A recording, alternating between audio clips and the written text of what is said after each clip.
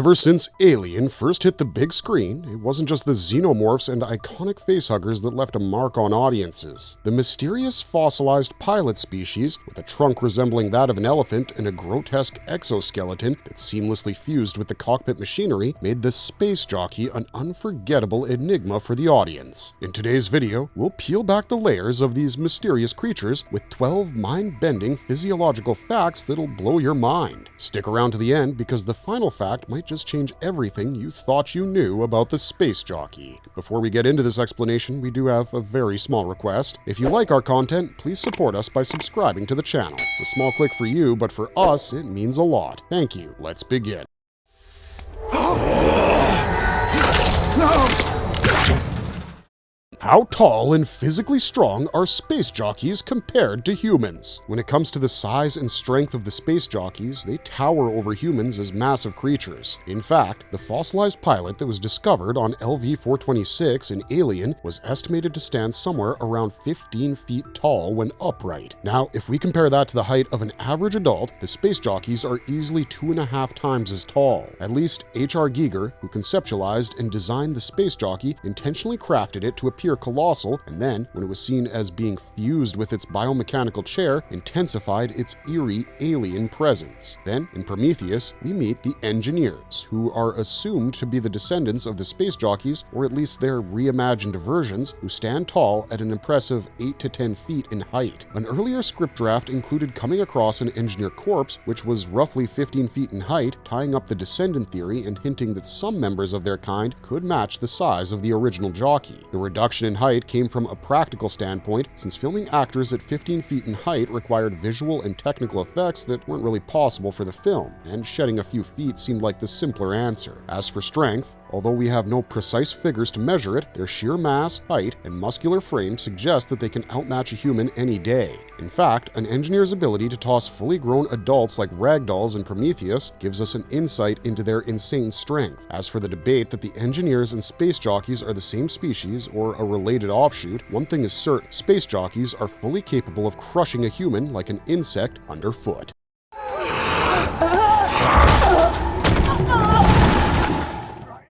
What is the function of their trunk-like breathing apparatus? One of the most iconic yet mysterious features of the space jockey is its trunk-like structure first seen in Alien. For decades, there was a lot of back and forth on whether the trunk was an organic appendage or part of the creature's physiology. However, according to H.R. Giger's original concept art from the late 70s, the trunk isn't an organ, but rather an air hose that was integrated with the biomechanical helmet and suit. The primary function of the hose was to supply breathable gases to the pilots in unsuitable environments that lacked ambient air. Similar to the modern-day SCBA, or self-contained breathing apparatus, which is used by astronauts and firefighters, the trunk, also known as the hose inside, ensures a steady flow of breathable air. This aspect of the design explains why the corpse on the abandoned ship looked fossilized with no soft tissue except the suit in general, along with the hose. Giger designed it this way to blur the line between creature and machine, making you wonder where the being ends and the suit begins. Over time, some expanded universe comics reinterpreted the hose as a literal elephant-like trunk, but these depictions are considered non-canon. Beyond function, the design did a pretty good job at enhancing the overall outwardly feel of the creature and made it seem even more unsettling. Are space jockey suits actual biomechanical exoskeletons or traditional suits? Another fascinating aspect of the ethereal creatures known as space jockeys is their suits. Widely debated by fans whether it's a traditional suit or a biomechanical exoskeleton to accompany its elephantine trunk, the answer lies in the film's evolving lore. As previously mentioned, according to concept art by H.R. Giger, the fossilized jockey, which appeared to be fused with the chair, seemed to be wearing a suit. However, whether it was actually a suit wasn't explicitly clarified and left for the audience to speculate on. However, by the time Prometheus rolled around in 2012, the idea had gained a bit more clarity, with the space jockey being clarified as an engineer encased in a sophisticated biomechanical exoskeleton. The suits weren't the regular pressure suits that we know, but were advanced protective gear integrated with the engineer's technology. Functionally, the suit acts as an exoskeleton in terms of the way it enhances the strength of the wearer and even provides spacecraft navigation assistance. The design itself gives it a more exoskeleton-like feel, with ribcage-like external plating and a trunk-like breathing apparatus, as discussed earlier.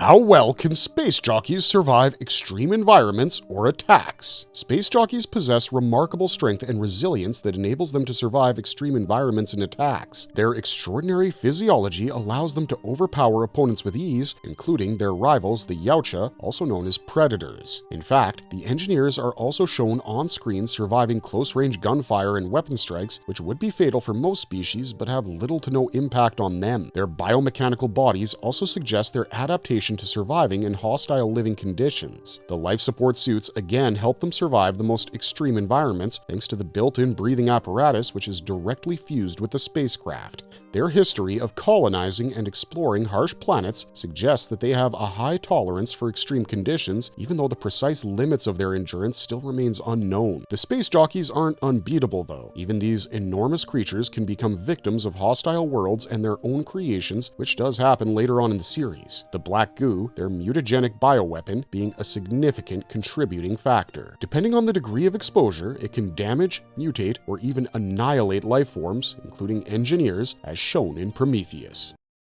How does their DNA and reproductive process differ from humans? Although they're believed to have existed much longer than humans, space jockeys surprisingly share genetic links with humanity, but with a biology far more evolved than our own. In Prometheus, the engineer that sacrifices itself breaks down completely, and its DNA mixes with Earth's, hinting that humans might share the same origins. In fact, according to John Spaihts' Alien Master Narrative Notes, a single engineer can live up to 100,000 years, with their long lifespan being attributed to the highly efficient cellular regeneration. An area where they differ from humans is their reproductive processes. Ages ago, space jockeys abandoned traditional sex and gender and went on to become an entirely post-biological civilization. The way their species reproduced was through abstract means, possibly through technological or bioengineered methods which didn't rely in any way on sexual reproduction. Over time, these methods ceased and the species stopped reproducing altogether. This may be one of the reasons why the number of space jockeys was dwindling and reliance once again shifted to biotechnological experimentation, such as the creation of the black goo to manipulate and control life. A major point of difference between humans and space jockeys is that while humanity thrives on biological diversity and sexual reproduction, the space jockeys prioritize control and stability, along with a longer lifespan over genetic variety.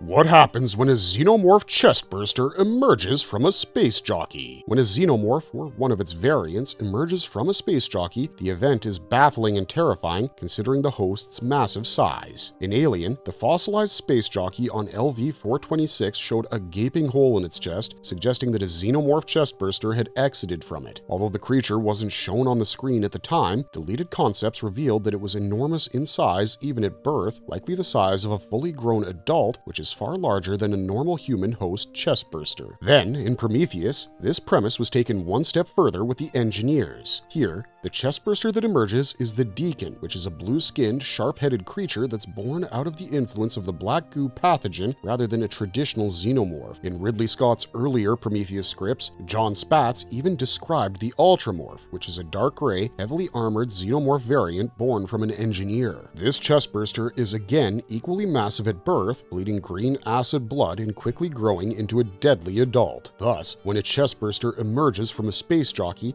its size and strength make it an immediate apex predator, far surpassing the human-born variants. Can space jockeys safely interact with black goo and other bioweapons? Central to the bioengineering arsenal of space jockeys is the mysterious black and viscous substance capable of creating, altering, or even destroying life, and that's the mutagenic black goo. Despite it being a bioweapon, the interaction with the pathogen comes with its own risks. In the film, when humans come into contact with the black goo, unpredictable mutations happen, be it the creation of trilobites or the eventual surfacing of the Deacon. Although the engineers possess immense strength and advanced physiology, they themselves weren't immune to the drastic effects that the black goo brought with it. The black goo's perils extended beyond individual exposure. It had the ability to destabilize ecosystems, cause other species to mutate, and possibly even hurt the engineers, which meant that their relationship with it is both powerful and dangerous. In other words, the bioweapon isn't entirely safe, not even for its creators. In the end, black goo and other bioweapons are accessible to space jockeys/engineers, but only in regulated settings. They're more resilient than humans, but their own inventions are a danger and potentially deadly force that can very well turn against them. How do space jockeys enter prolonged stasis or catatonic suspension? The biotechnological abilities of the space jockeys, as discussed, are established to be far superior to those of humans and beyond their current understanding. One such ability that's widely speculated and has a lot of mystery around it is the prolonged stasis or catatonic suspension state that the space jockeys enter into. It's LV-426 that ties it all together yet again. The fossilized lone pilot appears to be seated, fused with the chair, suggesting a state of suspended animation that spanned centuries. The engineers used advanced technology in controlled conditions to prevent their bodies from decaying and to conserve energy for thousands of years. The cargo hold of the engineer ship on LV-426 was filled with xenomorph eggs, which were held in stasis beneath a blue electrical mist, meaning the stasis technology wasn't just limited to preserving themselves, but also for the dangerous bioweapons that they transported. Fans have debated whether the engineers' biomechanical ships and the xenomorphs point to the possibility of there being a shared origin. If the space jockeys really did create the xenomorphs, their long stasis would make perfect sense, as it would help protect them and allow them to travel across galaxies for seeding missions or wars lasting thousands of years.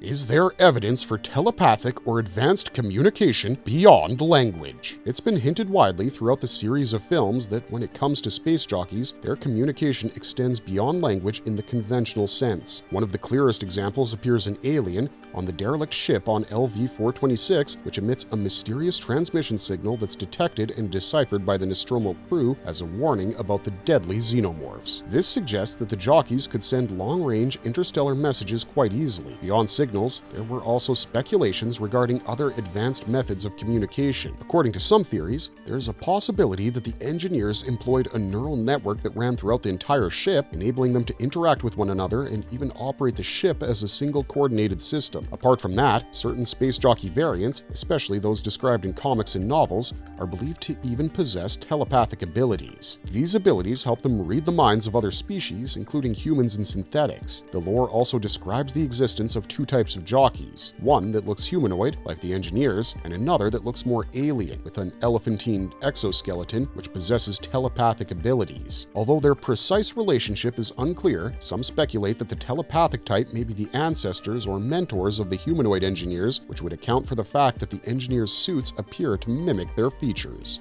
In what way are space jockeys integrated with their ships or technology? Space jockeys, as we've discussed before, display an extraordinary level of integration with their technology. This integration takes place through two primary forms, one through advanced technological suits and the other through direct biological fusion with their vessels. In the technological integration of space jockeys, which is achieved through highly sophisticated high-tech suits that function as both life support and ship interfaces, the intricate extraterrestrial systems of the ship can be precisely controlled by the pilot wearing these suits, which functions as extensions of their body. In fact, in many cases, the suit is so seamlessly integrated that the line between machine and living blurs, making it hard to distinguish between the engineer and its interface, also owing to the very realistic biomechanical aesthetic that defines the design. Whereas, when it comes to biological integration through means of fusion, the space jockeys appear to blend in or merge physically with their ships, with the vessel and entity becoming one entity. Evidence to support this is, of course, the fossilized pilot found on LV-426, where he was fused with his seat, which seemed to have grown from the ship itself, its chest bent as if something had emerged from it, suggesting long-term biological integration. How resilient are space jockeys to disease and mutation from other species? Space jockeys were far from being immune to the diseases and mutations from other species. Despite being technologically quite advanced and having mastery over genetic mutation, they ironically were vulnerable to the very bioweapon they created. Their susceptibility is also highlighted on LV-223 when exposure to the black goo led to catastrophic consequences for the space jockeys. The ones that came in contact with it died, while some mutated horribly, and some underwent uncontrolled transformations. This proved that the space jockeys weren't entirely resistant to the engineered diseases or biological hazards. Besides the threat from black goo, the space jockey on LV-426 was killed when a xenomorph chestburster hatched inside it, proving that even its massive size and strength couldn't protect it from the almost human-sized parasite growing within. This vulnerability shows what kind of species the engineers were. Instead of first defending themselves against infection or mutation, they prioritized the creation, experimentation, and control of other life forms, such as the xenomorphs. Simply put, while they could control life itself, they ultimately remained vulnerable to the very same biological threats and creatures that they had designed as weapons against themselves. What genetic and cultural diversity exists among the space jockeys? Space jockeys exhibit both genetic and cultural diversity, although much of it remains shrouded in mystery. If we look at them from a genetic standpoint, there appears to be multiple variations of the species. The original space jockey, seen in Alien, is shown as this massive fossilized humanoid creature that stands at a height of 15 feet. Then, the engineers in Prometheus are comparatively smaller. Variations in physical characteristics, including facial features, muscular structure, and even the skin tone, indicate a broad genetic diversity within the species. In certain comic book representations, they're depicted in more diverse forms, including one with an elephantine trunk and possessing telepathic abilities. Culturally, space jockeys as a species function on the central idea of creation, exploration, and bioengineering. Their work, whether seeding life on planets, creating xenomorphs, or using the black goo, suggests that they followed rituals or had specific purposes that combined science with cultural or symbolic meaning. Despite the widely shared behavior, there were some quirks or behavioral patterns that differed within the species. Like some engineers prioritized life seeding, while others developed bioweapons. Altogether, the space jockeys as a species did possess genetic and cultural diversity.